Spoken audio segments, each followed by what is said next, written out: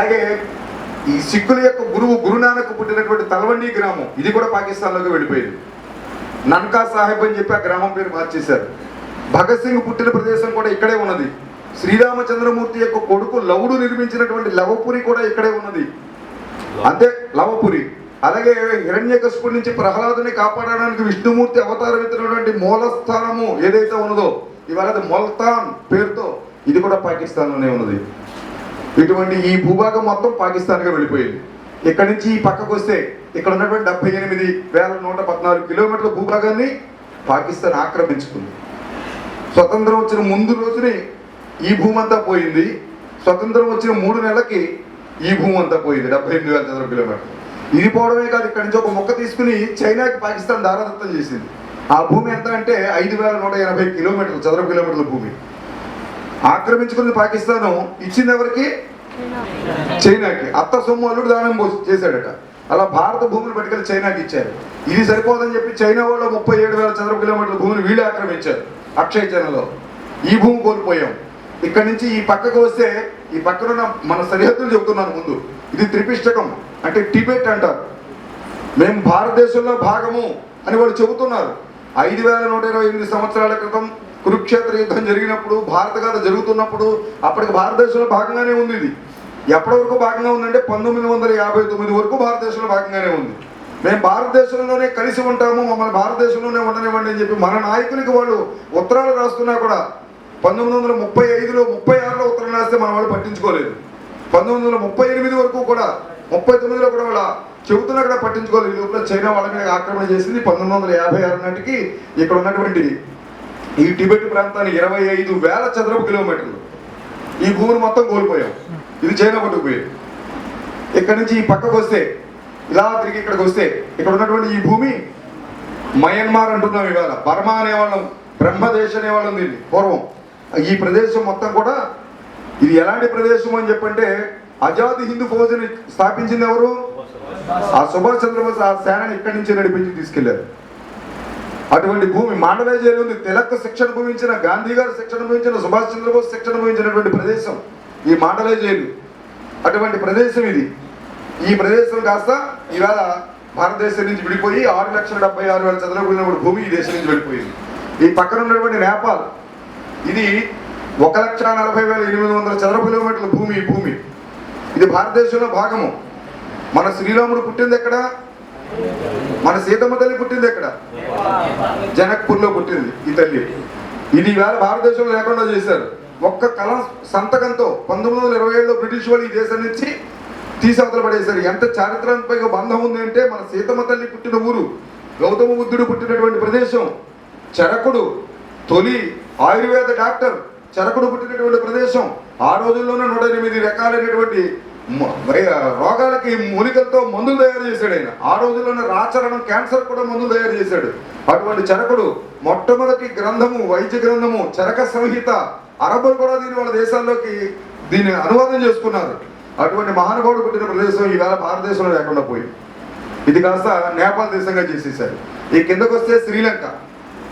అమ్మవారిని రక్షించడానికి అయ్యవారు వారధే కట్టుకుని వెళ్ళాడు అక్కడికి. తాజ్మహల్ ప్రేమ చిహ్నం కాదు, ఇది ప్రేమకు చిహ్నం.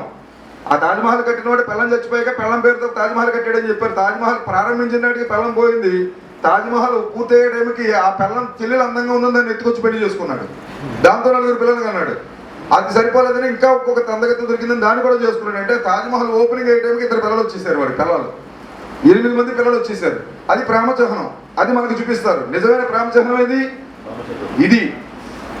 మీకు ఈవేళ సినిమాల్లో చూసే ట్విస్టులన్నీ ఉంటాయి ఇందులో. కరెక్ట్గా సంవత్సరం తర్వాత చచ్చిపోతానని ఆవిడ చెబుతుంది. సంవత్సరం తర్వాత రాకపోతే చచ్చిపోతానని భర్తడు చెబుతాడు. సంవత్సరం లోపల నా సీత దగ్గర నేను చేరుకోలేకపోతే ఈ ప్రాణం వదిలేస్తానని రాముడు చెబుతాడు. సంవత్సరం లోపల నా సీతమ్మ తల్లిని రక్షించి రాముడికి అప్పగించకపోతే నేను చనిపోతానని హనుమంతుడు చెబుతాడు. ఇన్ని ట్విస్టుల మధ్యలో నేను సంవత్సరం లోపల సీతమ్మ తల్లిని అప్పగిస్తానని చెప్పి నా పని పూర్తి కాకపోతే నేను బతికనవసరమని సుగ్రీవుడు చెబుతాడు. సుగ్రీవుడు లేకపోతే మేము బతకలేమని జాంబవంతుడు చెబుతాడు.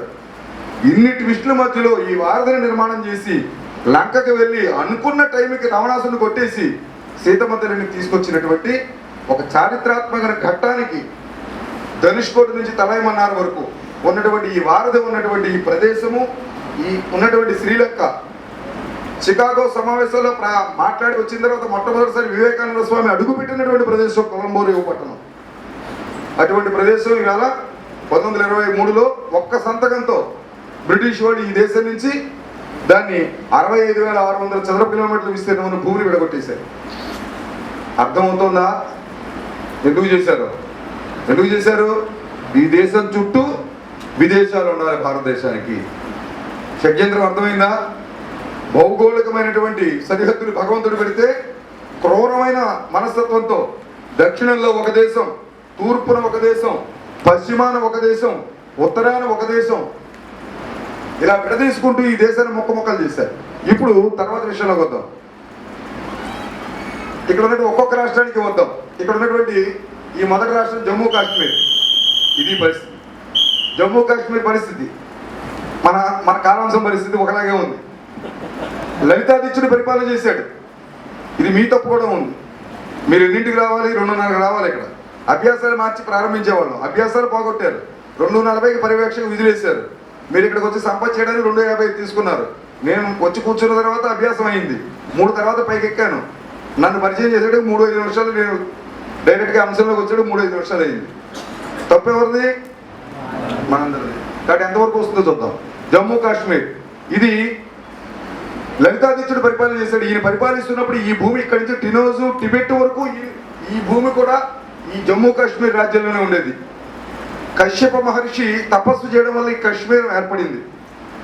కాబట్టి అటువంటి భూమి ఇక్కడ వరకు విస్తరించి ఉంది లలితాదిత్యుడి యొక్క పాలనలో. ఈయన్ని ఇంద్రుని యొక్క అవతారంగా భావిస్తారు. ఆయనకి ఇప్పుడే కూడా దేవాలయాలు కట్టి పూజిస్తారు ఆయన్ని.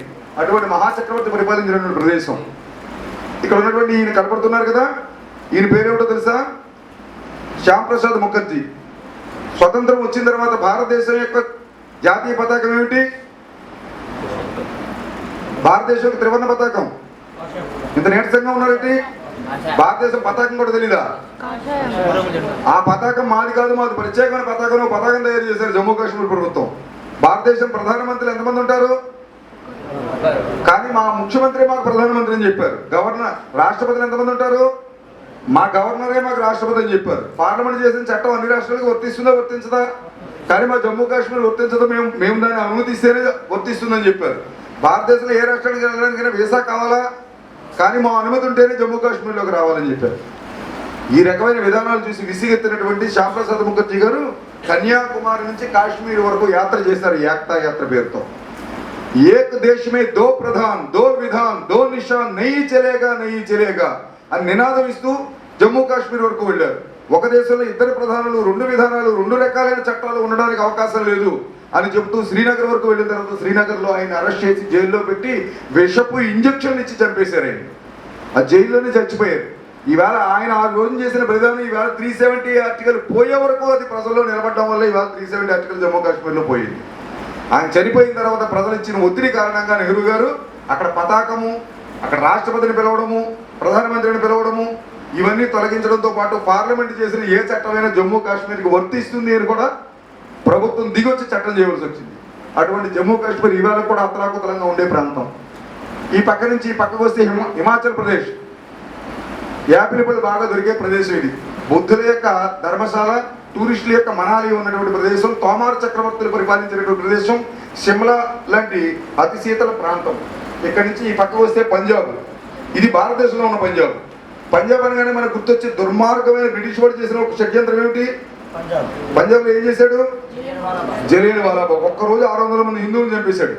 1918లో రౌలత్ చట్టం చేశాడు. ఆ చట్టం ఏంటంటే, నాకు ఈయన కోపం వస్తే ఈయన ఏం చేశాడని ప్రశ్నించి ఆధారాలు చూపించక నేను అరెస్ట్ చేసి జైలు వేసేయచ్చు. అదే చట్టం. భారతీయుల మీద కోపం వస్తే మేము ఎవరికీ సమాధానం చెప్పక్కర్లేదు, జైల్లో వేసేయచ్చు. ఆ రౌలత్ చట్టానికి వ్యతిరేకంగా 1919లో అక్కడ మన వాళ్ళు 13 ఏప్రిల్ 1919లో ఇక్కడ నిరసన చేస్తున్నారు. ప్రభుత్వం అనుమతి తీసుకుని లోపలికి ప్రవేశించాడు డయర్. ఆ చుట్టూ ఉన్న గేట్లు మూసేసి లోపల ఉన్నటువంటి హిందువులందరినీ, భారతీయులందరినీ ఇష్టానుసారం కాల్చి పడేశాడు. 600 మంది చనిపోయారు. అటువంటి ప్రపంచం నివ్వెరపోయినటువంటి సంఘటన. వాడిని ఇంగ్లాండ్ పిలిచి ఇంగ్లాండ్లో అడుగుతారు, నువ్వు ఎందుకు నీ కాల్పులు ఆపేసావు అని అడిగితే, తోటాలు అయిపోయి కాబట్టి ఆపేశారని చెప్పాడు. అంత నిర్లజ్జగా, సిగ్గు లేకుండా అటువంటి క్రూరమైన బ్రిటిష్ దుర్మార్గం జరిగినటువంటి ప్రదేశం పంజాబ్.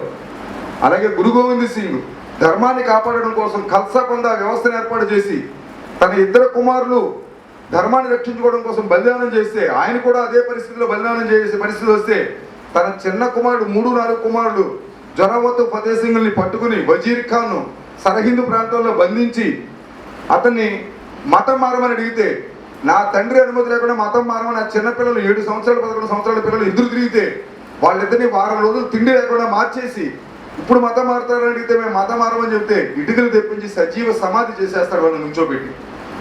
ఇంకొక వరుస వేస్తే చిన్న కొడుకు మునిగిపోయి చచ్చిపోతాడు. పెద్దవాడు ఏడుస్తూ ఉంటాడు 11 సంవత్సరాలు కొన్నాడు జొరావత్. అప్పుడు ఫతేహ్ సింగ్ అడుగుతాడు, అన్నయ్య ఎందుకు ఏడుస్తున్నా, భయపడుతున్నావా అని. కాదురా తమ్ముడు, నేను వాళ్ళు చంపేస్తున్నారని భయపడలేదు, నీకు నేను అన్నగారుగా పుట్టాను, నాకు నువ్వు తమ్ముడుగా పుట్టావు, ఎత్తులో తక్కువ ఉండడం వల్ల నాకన్నా ముందు ఈ దేశం కోసం ధర్మం కోసం నువ్వు బలిదానం చేస్తున్నావు, నాకన్నా ముందు నువ్వు చచ్చిపోతున్నావు, నీకు తమ్ముడుగా పుట్టుంటే నీకన్నా ముందు నేను ఈ దేశం కోసం చచ్చిపోయేవాడిని కదా నేను బాధపడుతున్నానని చెబుతాడు. అటువంటి వీరులు బజరంగ దళ కార్యకర్తలకి శ్రద్ధాకేంద్రమైనటువంటి సరహింద్ ప్రాంతం పంజాబ్లోనే ఉన్నది. ఇక్కడే భగత్ సింగ్ యొక్క ఉద్యమ చరిత్ర అంతా అక్కడే జరుగుతుంది.